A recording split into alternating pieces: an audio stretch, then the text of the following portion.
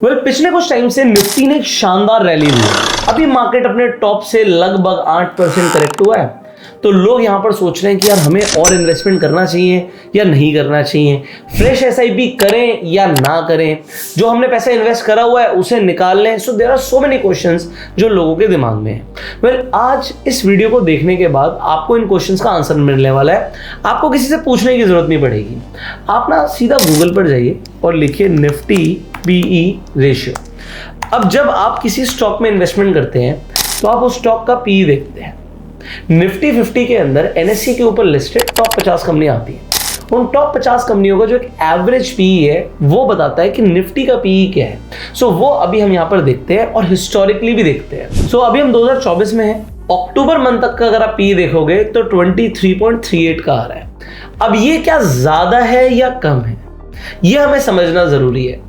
ये जो आपको एक हीट मैप जैसा दिख रहा है, ये निफ्टी के पी रेशियो का एक हीट मैप है। इसके अंदर एक चीज यहां पर दिख रही है कि जब भी पी रेशियो बहुत कम होता है, जैसे 12 के आसपास आ रहा है, 14 के आसपास आ रहा है, तो ये डार्क ग्रीन कलर से रिप्रेजेंट कर रहा है। जब ये 23 के आसपास हो रहा है तो ये लाइट ग्रीन हो रहा है। और जब यहां पर वैल्यूएशन बढ़ रही है, जैसे कि 26 का पीई आ रहा है, तो ये रेड होना शुरू हो रहा है, थोड़ा सा पिंक कलर आ रहा है, ज्यादा हो रहा है 26 से और पिंक हो रहा है, 27 का डार्क पिंक हो रहा है, और यहां पर 34, 37 पे तो पूरा रेड ही हो रहा है। सो आपको ये समझना है प्राइस टू अर्निंग रेशियो होता क्या है। जो भी आज की रेट में कंपनी पैसा कमा रही है उसके अकॉर्डिंग जो उनका अर्निंग पर शेयर निकलेगा। सो होता क्या है, price divide by earning per share is P ratio. So earning per share अगर कम होगा और प्राइस ज्यादा होगा तो पी रेशियो बढ़ जाएगा। मतलब आपसे ज्यादा पैसा लिया जा रहा है, कितने गुना पैसा लिया जा रहा है। इसे आप इस तरीके से समझिए। अगर आप बिल्कुल ओके हैं, मुझे लगता है कि आप लोग सीखना चाहते हैं, तो मैं आपको थोड़ा सा ना ये समझाता हूं जिससे जो नए लोग आज बिजनेस कर रहे हैं ना उन्हें भी समझ आएगा कि आप अगर कोई बिजनेस सक्सेसफुली रन करते हैं तो उसकी वैल्यूएशन मार्केट में कैसे निकलती है। तो मान के चलते हैं आप कोई बिजनेस कर रहे हैं और आप बहुत अच्छा मुनाफा कर रहे हैं, आप 1 करोड़ रुपए महीना कमा रहे हैं, कोई कंपनी 1 करोड़ रुपए महीना कमा रही है, और सारी चीजें करने के बाद, मतलब प्रॉफिट आफ्टर टैक्स पैट की बात कर रहा हूं, आप मान के चलते हैं प्रॉफिट से ही निकाल लेते हैं सिंपली, ठीक है। तो 12 करोड़ रुपए का आपका पैट है, 1 साल का प्रॉफिट आफ्टर टैक्स आ गया। अब आप इस प्रॉफिट के हिसाब से अपनी वैल्यूएशन क्या लगाएंगे। सो ये प्रॉफिट जो होती है ये अर्निंग होती है। तो जो अर्निंग आई है आपकी, ये 12 करोड़ की अर्निंग आई है। जब आप मार्केट में डिमांड करते हो वैल्यूएशन, तो आप कहते हो जी मुझे 20 गुना की 25 गुना की वैल्यूएशन चाहिए। तो जो कंपनी साल के 12 करोड़ कमा रही है और वो 20x से मल्टीप्लाई करते हैं तो उसकी वैल्यूएशन लगभग मार्केट में 240 करोड़ रुपए लगाई जाती है।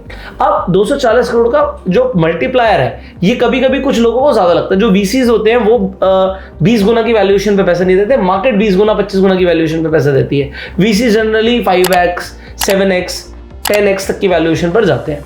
तो अगर आप किसी एंजल इन्वेस्टर पे जाओगे तो वो 5x से ऊपर शायद ना आ जाए। बट पॉइंट ये है कि ये जो चीज मैं आपको बता रहा हूं ये आपके लिए भी समझना जरूरी है। आप जो भी प्रॉफिट कमा रहे हैं, आप अगर 1 लाख रुपए महीना कमा रहे हैं किसी बिजनेस से और साल का वो 12 लाख रुपए हो गया, तो 12 लाख को ही आप लगभग 20 से मल्टीप्लाई कर सकते हैं कि भाई मेरे बिजनेस की वैल्यूएशन लगभग 2 करोड़ 40 लाख है। बट मार्केट वैल्यूएशन देगा ये। स्टॉक मार्केट में जब आपका लिस्ट हो जाता है शेयर, तो मार्केट इतना पी दे रहा है, कोई आम आदमी नहीं देगा।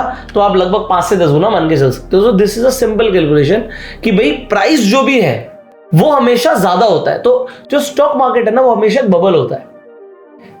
जो रियल वैल्यू है उससे 5 गुना 10 गुना 20 गुना 30 गुना ज्यादा का।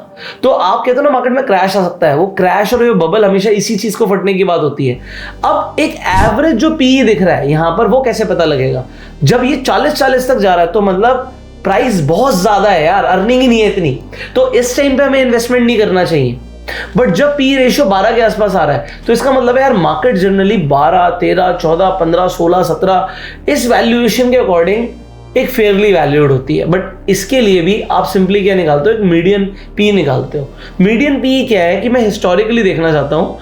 यहां पर आपके पास लगभग सन 2000 से डेटा है, तो सन 2000 से लेकर अगर मैं अभी तक देखूं तो यहां पर मुझे 2 चीजें दिखेंगी। एक क्या दिख रहा है यहां पर, अगर आप देखोगे इस चार्ट को, एक यहां पे ब्लू कलर की लाइन है जो पीई की लाइन है, और यहां पर एक यहां पे ब्राउन कलर की लाइन चल रही है जो कि हमारा निफ्टी की लाइन है। सो निफ्टी बढ़ रहा है बट यहां पर पी बहुत ज्यादा नहीं बढ़ा है। तो अगर यहाँ पर लोग ये कह रहे हैं कि यार निफ्टी इतना बढ़ गया, रैली कर गया, तो एक चीज यहाँ पर देखने वाली है कि पी बहुत ज्यादा नहीं बढ़ा है, बट पी कम कितना होता है जब भी वो अपने मीडियन से कम होगा, मतलब 20.78 का मीडियन है, अगर वो मान लेते हैं 20 से कम है, तो ये तो बहुत अच्छा टाइम है इन्वेस्टमेंट करने का।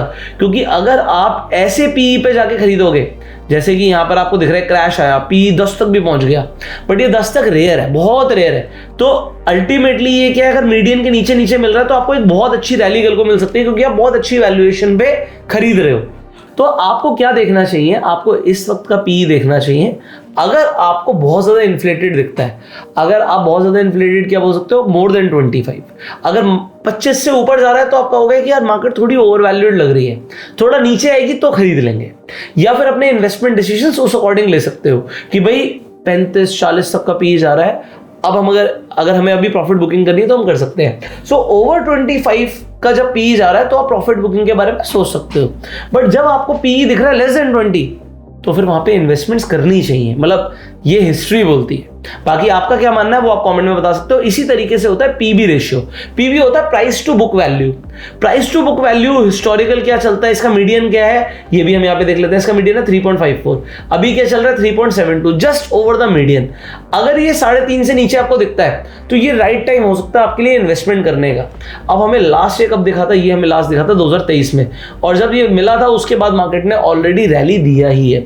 तो आप पी रेशियो, पीबी रेशियो जो स्टॉक्स में देखते हो उसे आप निफ्टी में भी देखना शुरू कर सकते हो, और जब भी आप एक लोअर पीबी पे खरीद रहे हो तो आप एक अच्छी इन्वेस्टमेंट ही कर रहे हो, उसमें कोई प्रॉब्लम नहीं है। सो ये एक तरीके की फंडामेंटल एनालिसिस है। इस तरीके से डिविडेंड यील्ड होता है, इसे मैं बहुत ज्यादा फॉलो नहीं करता, बट अगर आप करते हो तो आप बता सकते हो आपका इससे क्या मानना है। ऑल्दो आपको पी रेशियो का कॉन्सेप्ट समझ आ गया होगा कि निफ्टी कब ओवर वैल्यूड है, कब अंडर वैल्यूड है, कब सस्ते मिल रहे हैं शेयर्स, कब महंगे मिल रहे हैं, उस तरीके से आप निफ्टी को देख सकते हो। और अगर आप म्यूचुअल फंड्स में इन्वेस्टमेंट कर रहे हो, इंडेक्स फंड्स में, निफ्टी का ETF जैसे निफ्टी 20 में इन्वेस्टमेंट कर रहे हो, तो आप एक राइट डिसीजन ले सकते हो।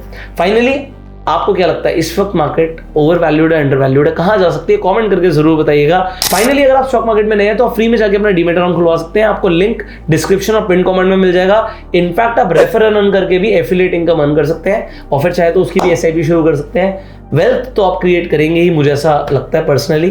फाइनली लाइक कीजिए इस वीडियो को, शेयर कीजिए, subscribe this channel, click on the bell icon. You go self made and जय हिंद।